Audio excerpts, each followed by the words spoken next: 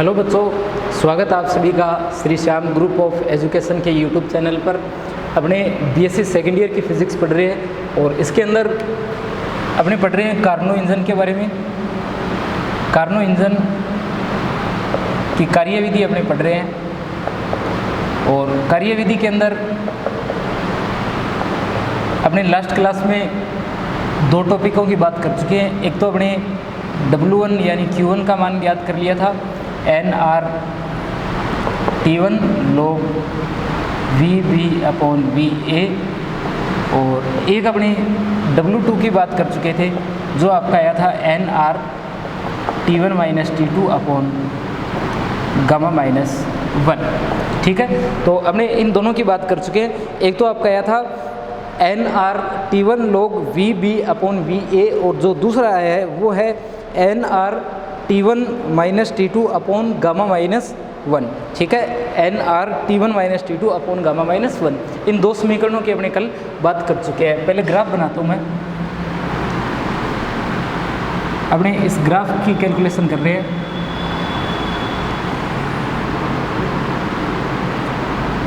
ये x और y है, इस तरफ दाब है और इस साइड आयतन है। तो अपने इसे इतना तो सोल्व कर चुके हैं, a से b और b से c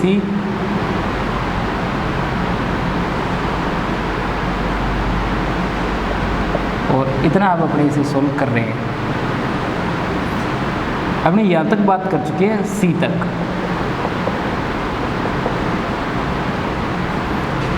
a से b, b से c तक, ये स्मॉल d और ये स्मॉल c।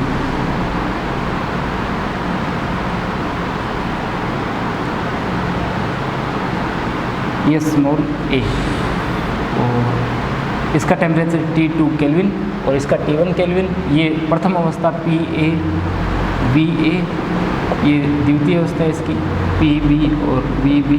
फिर तीसरी और चौथी अवस्था भी इसी प्रकार से आप लोग लिख सकते हो। तो अपने कार्य की बात कर रहे थे, अपने फर्स्ट सेकंड और थर्ड इन दो की बात कर चुके थे। थर्ड की अब बात कर रहे हैं अपने। तो सबसे पहले आप लोगों ने यहाँ जो बात की थी वो बात की थी समतापी प्रसार की। ये क्या था? समतापी प्रसार था और ये रुद्धोष्म प्रसार था। इन दोनों प्रक्रमों में अपने प्रसार चल रहा था, A से B और B से C। अब अपने शुरुआत होती है संपीड़न की। यहाँ से अपने बात करेंगे संपीड़न की। तो सबसे पहले अपने इसके अंदर आता है समतापी संपीड़न। क्या आता है? समतापी संपीड़न। तृतीय जो प्रक्रम आपका, तीसरा प्रक्रम, थर्ड प्रक्रम या तृतीय प्रक्रम आप लोग लिख सकते हो, वो आता है समतापी संपीड़न का। वक्र के अंदर देखें तो C से B की ओर, C से D तक, ध्यान रखना C से D की ओर क्या है? समतापी संपीड़न है। समतापी संपीड़न तीसरा प्रक्रम है और कितने केल्विन टेम्परेचर पर है? ये T2 केल्विन टेम्परेचर के ऊपर है। यहाँ आपको क्या करना होगा? अब तक अपने क्या कर रहे थे, जो आपका कार्यकारी पदार्थ था, यानी आपके पास में जो सिलेंडर था और उस सिलेंडर को आप लोगों ने सबसे पहले कहाँ रखा था? स्रोत पर रखा था। कहाँ रखा था? यहाँ जब आप इस प्रक्रम की बात कर रहे थे यानी प्रसार की बात कर रहे थे, तब आप लोगों ने उसे रखा था स्रोत पर, फिर आप लोगों ने उसे रखा था स्टैंड पर। और जब बात की जाती है समतापी संपीड़न की, तो उस सिलेंडर को कहाँ रखा जाता है? उसको रखा जाता है सिंक पर। कहाँ रखा जाता है? सिंक पर रखा जाता है। और सिंक के बारे में मैंने आपको बताया था कि सिंक के साइड की दीवारें कुचालक होती है। ये तल जो होता है ये किस प्रकार का होता है? ये सुचालक होता है और टेम्परेचर इसका T2 केल्विन होता है। उष्माधारिता इसकी अनंत होती है। तो टेम्परेचर कितना है इसका? T2 केल्विन है। बाकी सारी दीवारें कुचालक है, सिर्फ ये दीवार सुचालक है। और जो आपका सिलेंडर है उसका तल जो है वो किस प्रकार का है? सुचालक है। तो यहाँ पर ताप समान रखते हुए यानी टेम्परेचर T2 केल्विन रखते हुए इसका क्या किया जाता है? संपीड़न किया जाता है, संपीड़न किया जाता है। यानी दाब का मान धीरे धीरे क्या किया जाता है? घटाया जाता है। तो ये देखो धीरे धीरे अपने दाब क्या कर रहे हैं? घटा रहे हैं। देखो ग्राफ बनाते समय ध्यान रखना, ये ग्राफ नीचे की ओर आना चाहिए, ये ग्राफ फिर नीचे की ओर, ये धीरे धीरे ऊपर की ओर बढ़ना चाहिए। यहाँ से ये जो ग्राफ जा रहा है ये ऊपर की ओर बढ़ना चाहिए। ग्राफ आपका बिल्कुल सही होना चाहिए, क्योंकि ये ग्राफ जो है ये कौन सा ग्राफ है? इसका ये सूचक आरेख है, सूचक आरेख। और मैंने आपको पहले बताया था कि सूचक आरेख, अगर ये क्वेश्चन एग्जाम में आता है तो सूचक आरेख के अलग से नंबर होंगे, या तो आधा नंबर या 1 नंबर का अलग से सूचक आरेख के नंबर दिए जाएंगे। यानी अगर आप लोग ग्राफ गलत बना देते हो तो आपका नंबर कट जाएगा। इस बात की ध्यान रखना, ग्राफ बिल्कुल सही बनना चाहिए। ये क्षेत्रफल के लिए लिखा है small a, small d, small b और स्मॉल c, आपको पता है। जैसे ये सूचक आरेख, ये पीवी वक्र और ये आयतन, इसके मध्य का क्षेत्रफल ज्ञात करोगे तो ये W1 आ जाएगा। ये जो है बी सी और इसका मध्य का जो क्षेत्रफल ज्ञात करोगे तो आपका यहाँ से W2 आ जाएगा। और आप डी सी और इनके मध्य का क्षेत्रफल ज्ञात करोगे तो आपका W3 आ जाएगा। और ए डी और डी ए इसके मध्य का ये वाला क्षेत्रफल ज्ञात करोगे तो आपके पास में W4 आ जाएगा।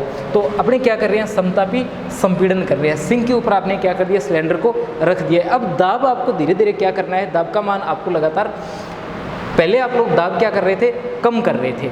ठीक है, आप लोग दाब क्या कर रहे थे, कम कर रहे थे। यहाँ से आप लोग यहाँ तक आ रहे थे तो दाब क्या कर रहे थे, आप कम कर रहे थे। इन प्रक्रमों में आपने क्या किया था, दाब को कम किया था। पर जब समतापी संपीड़न की बात की जाती है तो दाब आपको क्या करना है, बढ़ाना है। ये देखो, ये वक्र ऊपर की ओर है, ये नीचे का पार्ट है, ये इसके ऊपर का पार्ट है। यहाँ पर वक्र ऊपर है और ये वक्र जो है नीचे है। यानी ये इस प्रकार से वक्र आपका यहाँ से शुरू करें तो ऊपर की ओर जा रहा है। यानी दाब जो है ना, अगर इस साइड मिला करके देखो तो ये पॉइंट लगभग यहाँ मिल रहा है और ये पॉइंट लगभग यहाँ मिल रहा है। दाब का मान आपको क्या कर देना है, बढ़ा देना है। इसका मतलब जो आपके पास में इस तरीके का जो सिलेंडर है, इसके अंदर पिस्टन को आपको नीचे की ओर क्या कर देना है, दबा देना है। पिस्टन को आप किस ओर दबा रहे हो, नीचे की ओर दबा रहे हो। यानी आप लोग क्या कर रहे हो, इसे नीचे की ओर गति करवा रहे हो, जिससे इसके अंदर जो कार्यकारी पदार्थ भरा हुआ है, यानी जो आदर्श गैस भरी हुई है, इसका क्या हो रहा है, संपीड़न हो रहा है। क्या हो रहा है, इसका संपीड़न हो रहा है। किसके ऊपर रखा हुआ है, ये सिंक के ऊपर रखा हुआ है। सिंक का टेम्परेचर T2 केल्विन है, यानी ताप क्या रहता है, इसका समान रहता है। क्यों रहता है, क्योंकि ऊष्माधारिता अनंत है।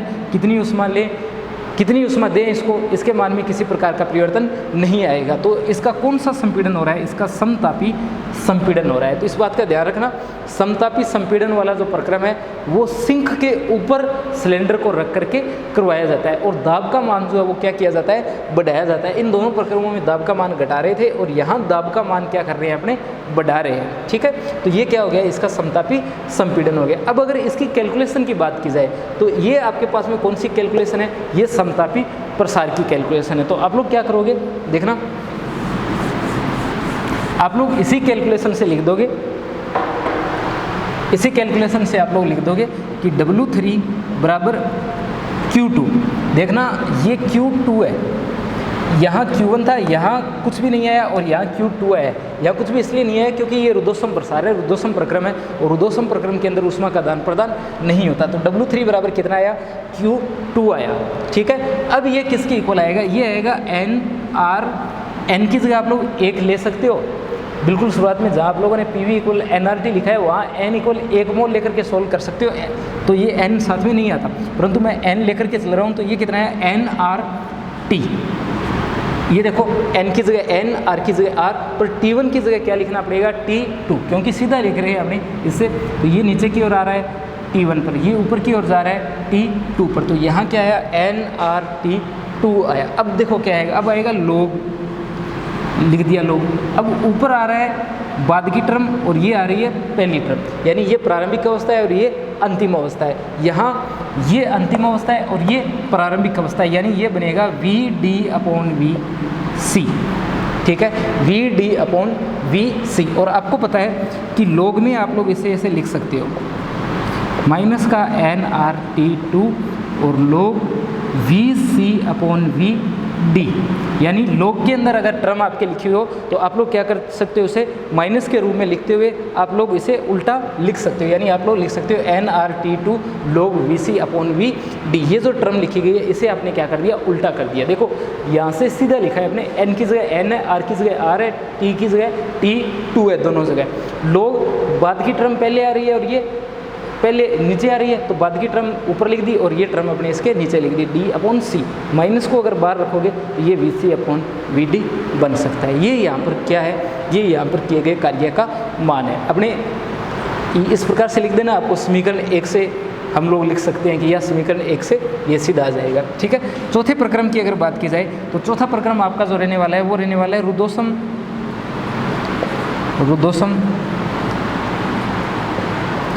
संपीड़न का। ठीक है, देखो सोल्व करने की कोई ज़रूरत है नहीं ज़्यादा, क्योंकि ये टॉपिक अगर एग्जाम में आता है तो ज़्यादातर तो ये कंप्लीट ही है। जहाँ से अपने इसे शुरू किया था, कार्नो इंजन यानी कार्बन चक्कर क्या होता है, कार्नो इंजन क्या होता है, इसके विभिन्न भागों का वर्णन आता है, फिर ये आता है, ये ग्राफ भी साथ में आता है और इसकी दक्षता भी साथ में ही पूछ ली जाती है। तो ये क्या आता है, रुद्धोष्म संपीड़न का टॉपिक आता है। देखो रुद्धोष्म संपीड़न में क्या होता है, रुद्धोष्म संपीड़न जो है ये इस वक्र के द्वारा दर्शाया जाता है। डी ए जो आपका वक्र है, इस वक्र के द्वारा किसको बताया जाता है, डी ए वक्र के द्वारा बताया जाता है रुद्धोष्म संपीड़न को। डी ए वक्र जो है वो किसको बता रहे हैं, रुद्धोष्म संपीड़न को बता रहे हैं। रुद्धोष्म संपीड़न के अंदर क्या किया जाता है, आपका जो सिलेंडर है उस सिलेंडर को उठा करके कहाँ रखा जाता है, स्टैंड पर रखा जाता है। जब भी रुद्धोष्म की बात की जाती है, यहाँ भी अपने रुद्धोष्म की जब बात की थी, रुद्धोष्म प्रसार की, तब यहाँ भी अपने सिलेंडर को कहाँ रखा था, स्टैंड पर रखा था, स्टैंड पर रखते हुए किया था। और यहाँ भी अपने क्या करेंगे, इसे स्टैंड पर रखते हुए क्या करेंगे, इसका रुद्धोष्म संपीड़न करेंगे। तो स्टैंड के ऊपर क्या कर दोगे आप लोग, उसको सिलेंडर को रख दोगे।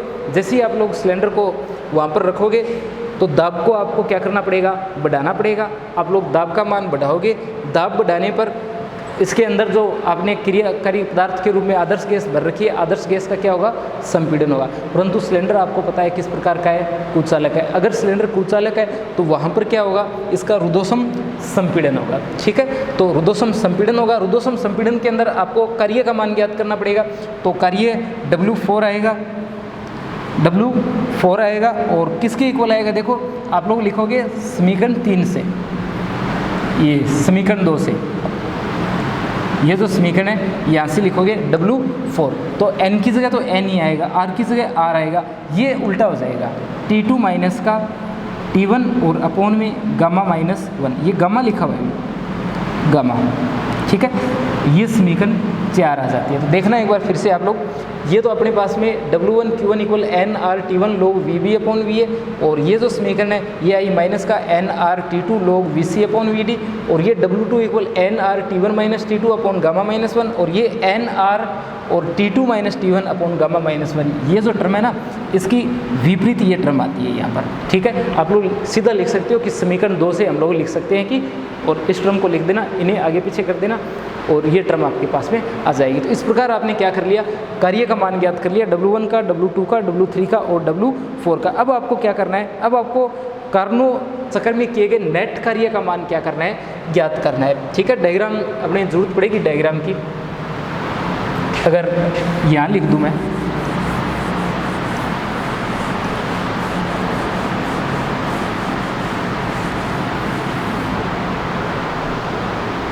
अगर अपने बात करें कार्नो चक्र में किए गए नेट कार्य की, कार्नो चक्र में किया गया नेट कार्य परिणामी कार्य, देखो नेट कार्य कितना आएगा, W equal W1 plus W2 plus W3 plus W4, ये क्या आएगा, नेट कार्य आएगा। किसके इक्वल आएगा, ये आएगा W equal n R T1 log VB upon VA plus n R T1 minus T2 upon gamma minus 1 और minus n R T2 log VC upon VD और plus n R T2 minus T1 upon gamma minus 1। देखते हैं, ये यहाँ पर लिखा हुआ है n R T1 log VB upon VA, और ये देखो ये लिखा हुआ है इस जगह n R T1 minus T2 gamma minus 1, और फिर अपने ये टर्म देखो, ये टर्म ये लिखी हुई है n R T2 log VD upon VC, परंतु माइनस के साथ में लिखोगे तो n R T2 log VC upon VD, minus के साथ में वहाँ मैंने लिख रखा है इसे। और ये कितना है, W4 equal n R T2 minus T1 gamma minus 1, n R T2 minus T1 और गामा माइनस 1। अब देखो आगे,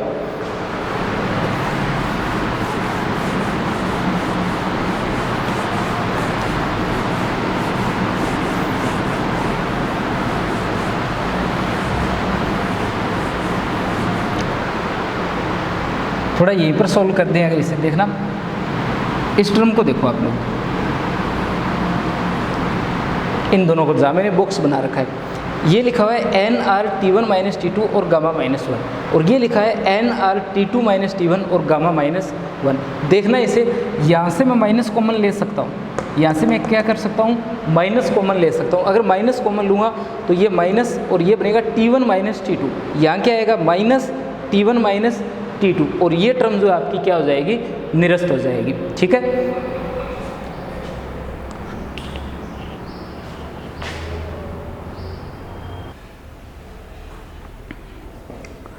तो अपने यहाँ पर कार्य का मान ज्ञात कर रहे थे, कुल कार्य W की बात कर रहे थे, और कुल कार्य W के लिए एक फॉर्मूला यहाँ पर लिखा हुआ था जिसे मैंने ऊपर आगे लिख दिया इस ओर। देखो W equal n R T one log VB upon VA, और ये अपने पास में था n R T one minus T two upon gamma minus one minus का n R T two log VC upon VD plus n R T two minus T one और gamma minus का one. ठीक है, इस graph के अंदर थोड़ा देख लेना, ये PA VA और ये PB और B के साथ में। ठीक है, ये CD ये सारे पॉइंट आ जाते हैं, इस और V है और इस और जो है वो P है। अपने लास्ट में इसकी बात कर रहे थे, इन्हें दो बॉक्स में बंद किया था आपने, और इसके बारे में मैं आपको बता रहा था कि ये जो अपना लिखा हुआ है n R T two minus T one और अपॉन में जो गामा माइनस वन लिखा हुआ है, इसके अंदर आप लोग अगर माइनस कॉमन ले लेते हो तो ये बन जाता है n R T one minus T two upon gamma minus one, और ये टर्म क्या लिखी हुई है, ये लिखी हुई है n R T one minus T two upon gamma minus one, यानी ये दोनों टर्म यहाँ से क्या हो जाती है,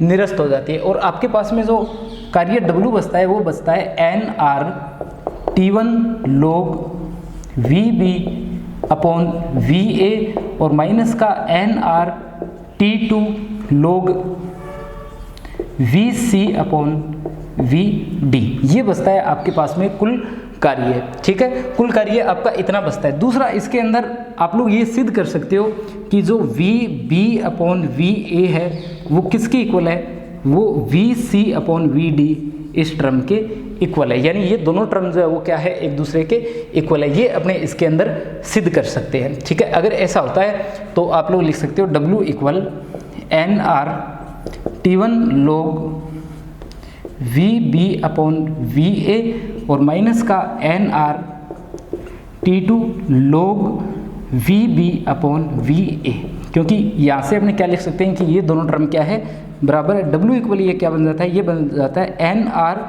T one minus T two और साथ में log VB अपॉन VA, ये टर्म आपके पास में बच जाती है। ये आपकी अगर समीकरण के हिसाब से देखा जाए तो ये समीकरण नंबर 5 बनती है। ठीक है, समीकरण नंबर 5 के अंदर अपना बनता है n R T one minus T two log VB upon VA, ये जो आपके पास में ये क्या बनती है, समीकरण 5 बनती है। मैंने आपको बताया था कि ये ग्राफ अपने आगे काम में लेने वाले। अब देखो अपने इसकी बात करते हैं पहले। ठीक है, कि ये जो टर्म आपने लिख दिया VB अपॉन VA और VC अपॉन VD, ये बराबर है। ये बराबर कैसे है, देखो आपके पास में रुदोषम प्रक्रम की अवस्था समीकरण होती है PV की पावर गामा इक्वल K। ठीक है, यानी आपको पता है कि PV बराबर क्या होता है, PV बराबर होता है nRT।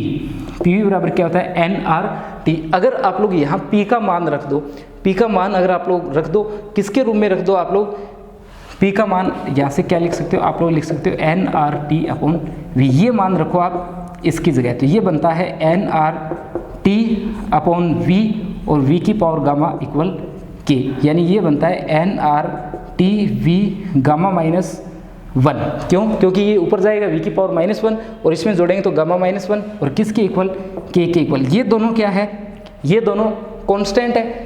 इसे आगे भेज दो तो ये बनेगा टी वी की पावर गामा माइनस वन बराबर कोई ना कोई कांस्टेंट बनेगा, क्योंकि K अपॉन इसे लिखोगे तो ये क्या बनेगा, कांस्टेंट बनेगा। तो आपके पास में ये जो रुदोषम प्रक्रम की अवस्था समीकरण है, इसका एक अन्य रूप क्या है, अन्य रूप आपके पास में है टी वी की पावर गामा माइनस वन, और किसके इक्वल, किसी कांस्टेंट के इक्वल। देखना इसे, टी वी की पावर गामा माइनस वन किसके इक्वल, एक कांस्टेंट के इक्वल।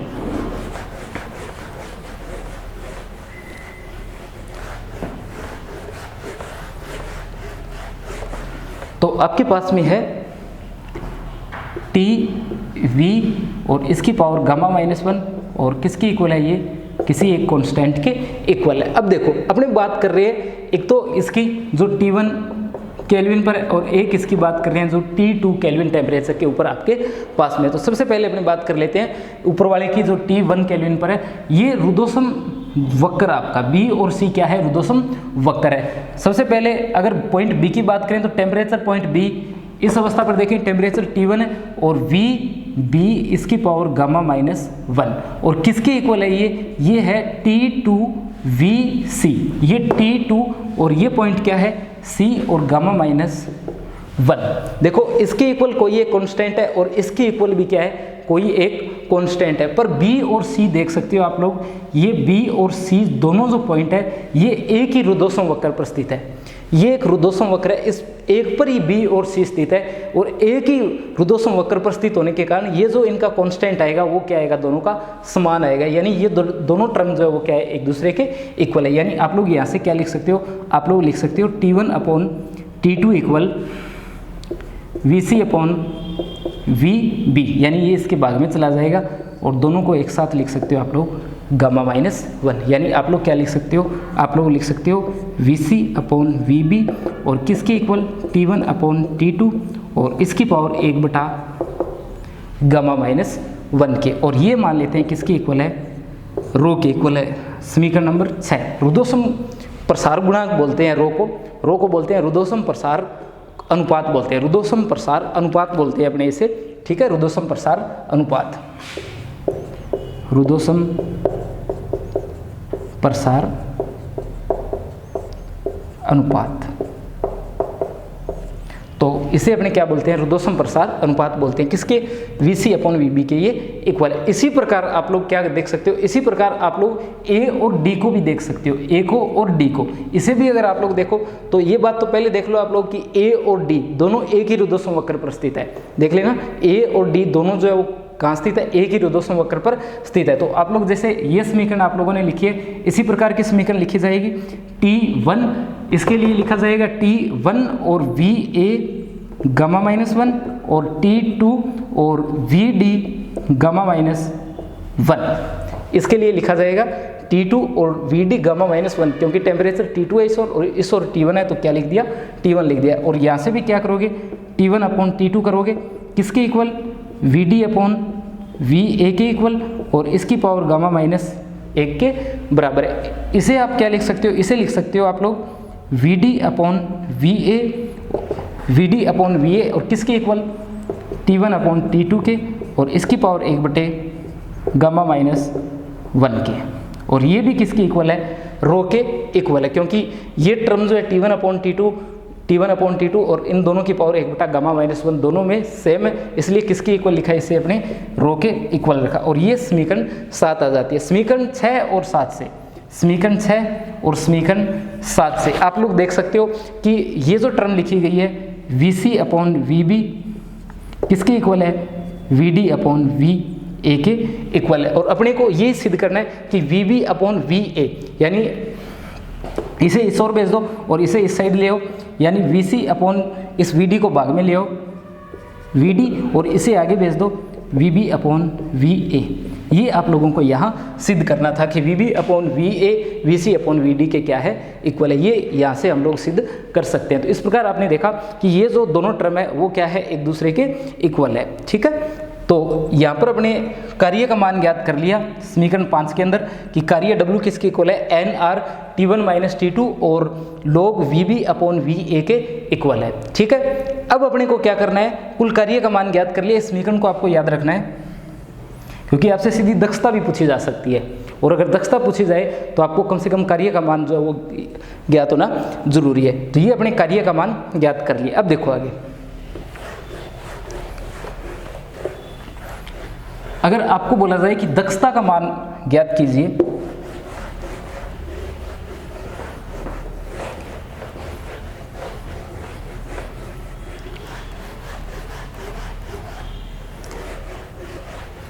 कार्य के बाद में अगर आपसे बोला जाए कि कार्नो इंजन की दक्षता ज्ञात कीजिए, कार्नो इंजन की दक्षता, अपने ईटा से लिखते हैं इसे, और किसके इक्वल, किया गया उपयोगी कार्य और इसे दी गई उसमें आपने इसे कितनी दी है, Q1, और कार्य कितना किया है, इसने W किया है। कार्य का मान आपके पास में रख दो, कितना आएगा, ये आएगा NR T1 माइनस T2 और ये log VB/VA। ये तो किसका मान है, किए गए कार्य का मान है। और अपने Q1 का मान जो है, Q1 का मान अपने कहाँ से रखेंगे, Q1 का मान अपने जो समीकरण 1 आई है वहाँ पर आप लोगों ने Q1 ज्ञात किया था, कितना आया था, वो आया था nRT1 log VB/VA।